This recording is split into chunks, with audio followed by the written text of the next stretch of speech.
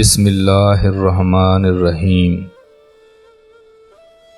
حضرت عمر بن خطاب رضی اللہ تعالی عنہ خلافت سنبھالنے کے بعد بیت المال میں آئے تو لوگوں نے پوچھا کہ حضرت ابو بکر کیا کیا کرتے تھے؟ تو لوگوں نے بتایا کہ وہ نماز سے فارغ ہو کر کھانے کا تھوڑا سا سامان لے کر ایک طرف کو نکل جایا کرتے تھے۔ آپ نے پوچھا کہ کہاں جاتے تھے؟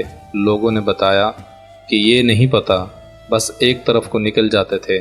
آپ رضی اللہ تعالیٰ عنہ نے کھانے کا سامان لیا اور اس طرف کو نکل گئے۔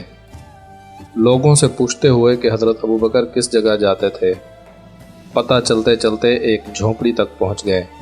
وہاں جا کر دیکھا کہ ایک بوڑھا آدمی دونوں آنکھوں سے اندھا ہے اور اس کے منہ پر پھالکے بنے ہوئے ہیں۔ اس نے جب کسی کے آنے کی آواز سنی تو بڑے غصے میں بولا کہ پچھلے 3 دن سے کہاں چلے گئے تھے تم؟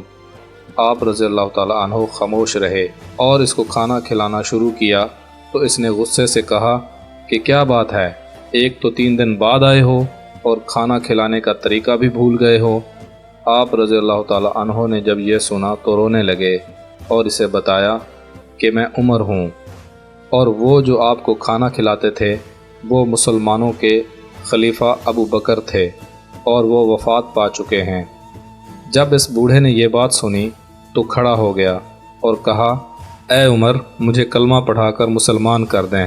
پچھلے 2 سال سے وہ آدمی روز میرے پاس آتا اور کھانا کھلاتا رہا، ایک دن بھی اس نے مجھے نہیں بتایا کہ میں کون ہوں۔